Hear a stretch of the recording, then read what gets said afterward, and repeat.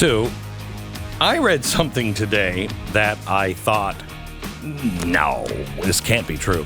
And then as I read it, I thought, definitely can't be true. And then by the time I finished, I thought, I'm pretty sure this is actual. Oh, no. Okay, this is a New York Times editorial today. Mm-hmm. Okay.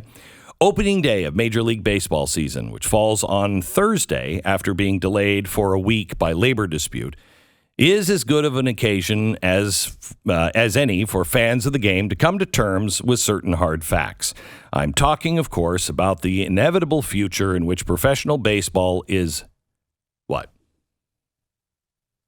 The inevitable future that baseball is... woke. That it's nationalized. The inevitable truth that baseball is nationalized and put under some authority of some federal entity. Why on earth would that occur? Attendance at the games have declined steadily since 2008, and viewership figures are almost hilariously bleak. An ordinary national primetime MLB broadcast, such as ESPN's Sunday Night Baseball, attracts some 1.5 million pairs of eyes each week, which is to say roughly the number that are likely to be watching a heavily censored version of Goodfellas on basic cable movie channel at the same time in the same time slot. Even the World Series attracts smaller audiences than the average Thursday night football broadcast, the dregs of the National Football League's weekly schedule. In 1975, the World Series had an average of 36 million viewers per game. In 2021, it barely attracts 12 million per game. Wait, we're going to... Okay, 12 million a game. We're going to nationalize... Oh, he hasn't started yet. Okay. Casual observers may assume that despite the lack of popularity, baseball is still somehow insanely valuable. This illusion. Major League Baseball generated around $11 billion in revenue in 2019, but this figure does not accurately reflect the demand for its product. Mike Trout's $426 million contract is effectively being paid by millions of grandparents who just want to tune in to Anderson Cooper or the Antiques Roadshow. Oh, stop. As that audience dies off and younger generations of cord cutters take their place, baseball's revenue will plummet. Culturally, the game is increasingly irrelevant. The average age of a person watching baseball on television is 57, and one shudders to think what the comparable figure is for radio broadcasts. Typical American 10-year-olds are as likely to recognize Jorge Soler, who was named the most valuable player of last year's World Series, as they are their local congressional representative. College athletes drafted by... That's a ridiculous point. In some parts of the country, participation in Little League has decreased by nearly 50% in the past decade and a half. When my wife and I signed up our 5- and 6-year-old daughters for T-ball a few weeks ago, we did so partly out of the grim sense of obligation. We might have been Irish parents enrolling our children in step dancing classes. This is your heritage, and you're going to learn it, and you're going to love it. Oh, so much. I don't think I'm like super bullish on the future of baseball as compared to maybe some other sports. I love baseball. But, I mean, this is a ridiculous piece. You're taking out a guy from the MLB MVP who, yes, he wouldn't be highly recognized, but, like, there are a lot of players in baseball who would be, and those are the guys that win the MVP for the entire season. I think it's worth being honest up front about what nationalizing baseball would entail. While I'd like to think that the Biden administration could just take all the 30 teams and dissolve the league by executive fiat, citing language. Who wrote this? This is pathetic. Who wrote this? This is written by Matthew Walther.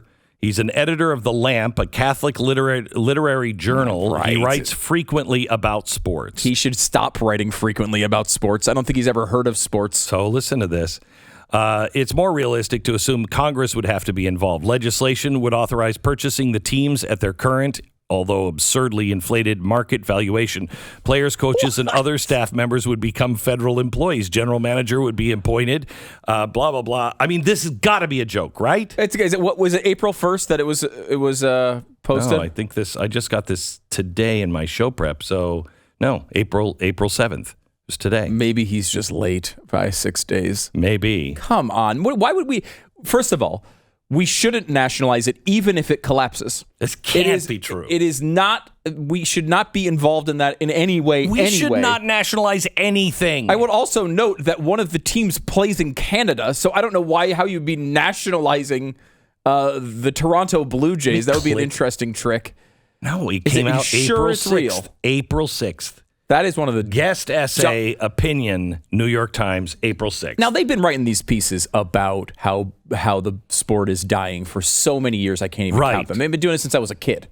And look, it has dropped in attendance a little bit. Now, you look at last year, obviously, it was a COVID year. I mean, some of these parks weren't even open at the beginning of the year. So it was down last year. But, I mean, their numbers are fine. If you can't build a business around 68 million people in the parks in 2019, 68 million. You can't build you need to be nationalized. Forget it. Not to mention the TV and the digital deals on top of the merchandise and all the other crap that goes on. Yes, at times these teams spend so much money that they can get themselves into trouble. And there's some issues with income inequality between the Los Angeles Dodgers and every other team in the league. But still, there's no reason. There's not even an argument that it would fail, let alone be nationalized. It's completely ridiculous. I find it interesting that he says the average age of people watching it on TV is 57. What's the average person of people that are watching TV? Right. I mean, the cable news average audience is like 72 or 3. But they would think about nationalizing that. No, they would probably nationalize that. But I mean, guarantee you. Yeah, you're right. The TV average age is, I mean, people are really watching old. digital. And then they shudder to think what it is on radio. Well, most likely it's on AM radio. And unless you're a conservative, you don't even know what AM radio even means. Yes, there's just AM radio. There's news talk radio and sports radio. Yeah, that's it. That's all AM that's it. is. So, I mean, this is just, this is nonsense. This is like basically the, we're going to have 700 million people get displaced by global warming next year. Like, it's like one of those type of pieces. I don't want to be, like, there's people that are posting on Instagram and Facebook and stuff, my apology to George Soros. Yes. Last April Fools. Okay. And they're like, Glenn Beck sold out. He apologized. Of course, yeah. I called him. I have sincerely apologized to Mr. Pepperoni Eyes. Does that sound like a sincere apology? For the love of Pete, people are so stupid. But I don't want to be one of those people. When I read this, I'm like, I don't know anymore. I don't know anymore. I don't know. Is this guy serious or not? Does he really? Because it's probably, I guess it's serious. The only reason I think it's serious is because this type of piece has been written for a long time, minus the nationalization. That's a new wrinkle. Like, the baseball's going to fail. It's not our national pastime anymore. It's well behind football and basketball now. And there's truth to some of that, for sure. I mean, certainly football is the number one sport. But still, this is a pretty freaking healthy business. Hang on. Maybe he's being sarcastic and he's actually writing a pro baseball piece. Okay. Saying, yeah, it's so bad. It's horrible. It's horrible. Maybe we should nationalize. We got to get him on the phone. And if he doesn't come on the show, we know.